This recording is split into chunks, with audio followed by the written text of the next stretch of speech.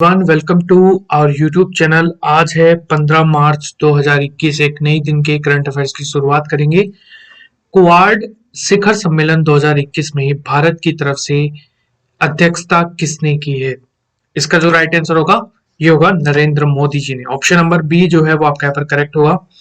Quad को Asia NOTA के रूप में यहाँ पर जाना जाता है और यह एक अनौपचारिक रणनीतिक मंच है। इसमें भारत, संयुक्त राज्य अमेरिका, जापान और ऑस्ट्रेलिया शामिल है।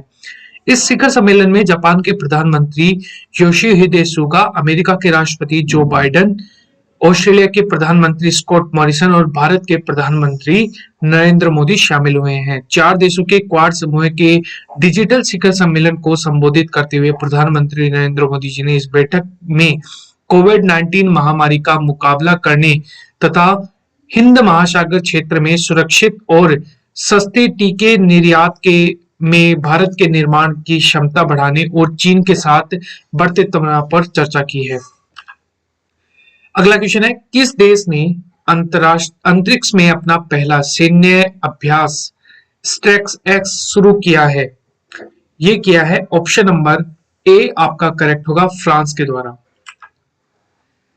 स्ट्रेक्स एक्स फ्रांस का पहला अंतरिक्ष सैन्य अभ्यास है और यह यूरोप देशों में से भी पहला है और फ्रांस ने अपनी रक्षा करने की क्षमता का परीक्षण करने के लिए अंतरिक्ष में अपना पहला सैन्य अभ्यास शुरू कर दिया है। इस 5 दिवसीय सैन्य अभ्यास स्ट्रेक्स एक्स का उद्देश्य फ्रांस के उपग्रह और अन्य रक्षा उपग्रहों पर हमले की खिलाफ क्षमता का विश्लेषण करना है। फ्रांस यूरोप महाद्वीप में स्थित है। राजधानी है पेरिस, करेंसी है यूरो और प्रधानमंत्री है जिन कास्टिक।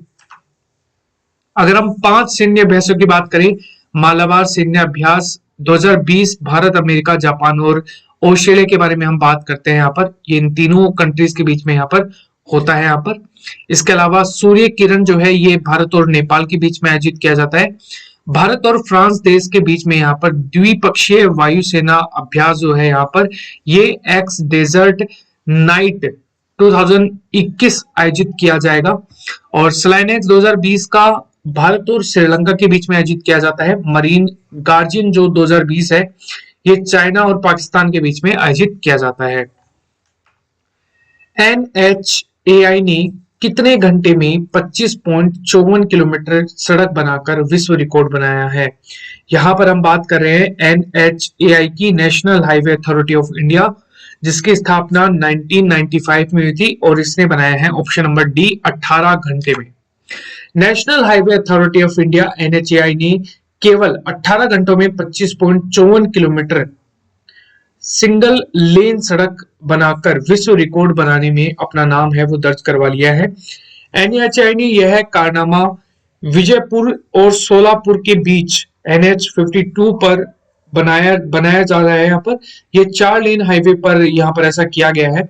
इस हाईवे पर मात्र 18 घंटे में 25 किलोमीटर से अधिक सिंगल स्ट्रेच सड़क बनाने का निर्माण यहाँ पर किया गया है। जितने भी राष्ट्रीय राजमार्ग है उनकी देखरेख करने के लिए NHAI का निर्माण किया गया है, यानी कि national highway authority of India, भारतीय राष्ट्रीय राजमार्ग प्राधिकरण, जिसकी स्थापना 1995 में हुई थी।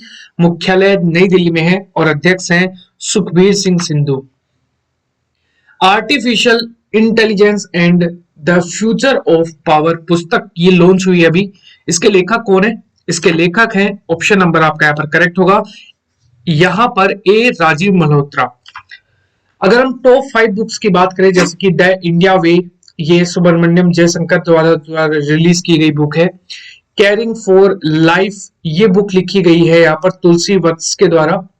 इसके अलावा यहाँ पर रेनवेंशन जो बुक है यहाँ पर ये नताशा मालपानी ओसवाल्ड के द्वारा लिखी गई है। The little book of encouragement, ये बुक लिखी गई है दलाई लामा जी ने।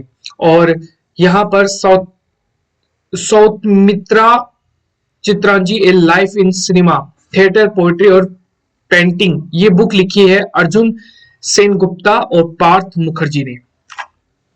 11 मार्च 2021 को राष्ट्रीय अपराध रिकॉर्ड ब्यूरो NCRB ने अपना कौन सा स्थापना दिवस मनाया?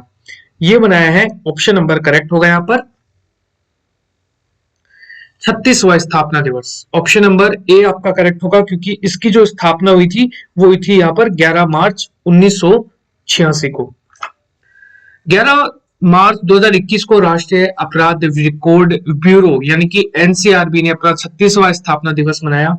इस कार्यक्रम के अध्यक्षता केंद्रीय गृह मंत्री अजय कुमार भल्ला ने की है।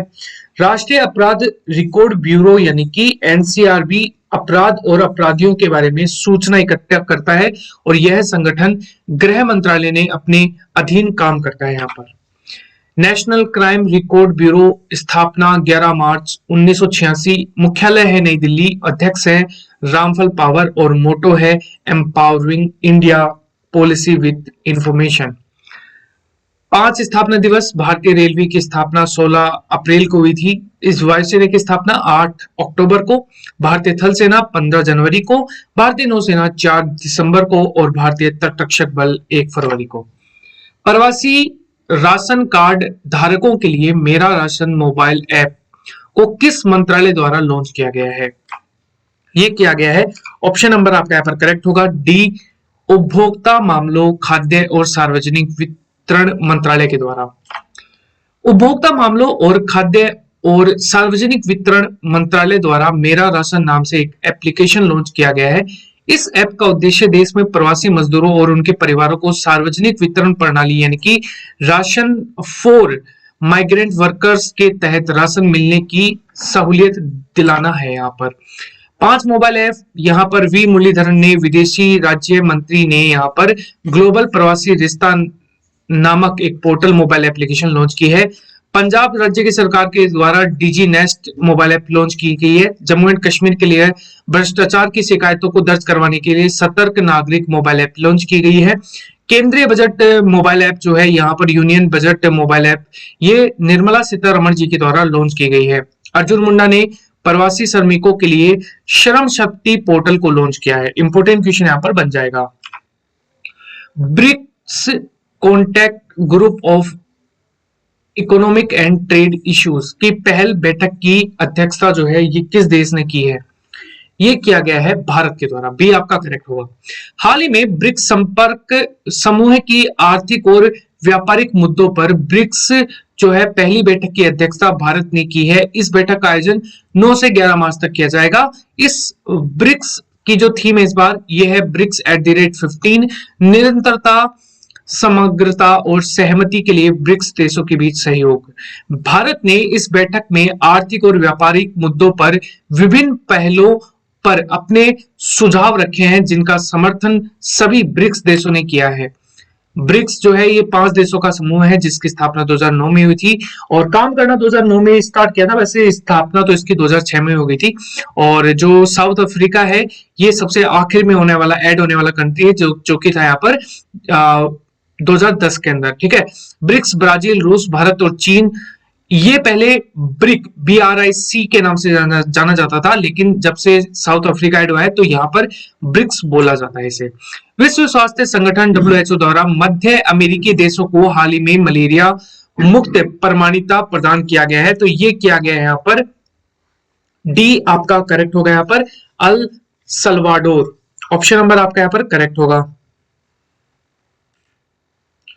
किस देश में किसकी बीमारी की स्थानीय संचरण श्रृंखला कम से कम 3 वर्षों तक देशव्यापी रूप से भंग अथवा नाकाम रहती है तो उस देश को मलेरिया उन्मूलन प्रमाण पत्र प्रदान कर दिया जाता है। यहाँ पर अल साल्वाडोर विश्व स्वास्थ्य संगठन से मलेरिया मुक्त प्रमाण पत्र हासिल करने वाला मध्य अमेरिका पहला देश और संपूर्ण अमेरिका में तीसरा देश बन गया है। वर्ल्ड हेल्थ ऑर्गेनाइजेशन 1948 7 अप्रैल जिसका हेडक्वार्टर जिनेवा में है। टेड्रोस एड्रेनोम जो है यहाँ पर इसके हेड है।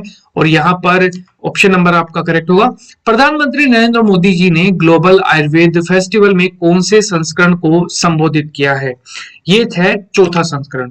और आपको अलग अलग त्योहारों के बारे में अगर हम बात करें, ओणम है केरल का, बिहू है असम का, बैसाखी है पंजाब का, लोसांग है सिक्किम का, बिहार का प्रमुख त्योहार है छठ पूजा। अगला क्वेश्चन यहां पर, confederation of African football CAF के नए अध्यक्ष कौन बने हैं? ये बने हैं, ऑप्शन नंबर आपका यहां पर करेक्ट होगा B, Patrice Motsepe. CAF confederation of African footballer जो है, इसकी स्थापना 8 फरवरी 1957 को हुई थी। इसका मुख्यालय गीजा मिस्र इजिप्ट में है। Thank you everyone. इस वीडियो को लाइक जरूर कीजिएगा, और हाँ, कुछ आज प्रॉब्लम है तो आज यहाँ पर मैं पेन का यूज नहीं कर पाया।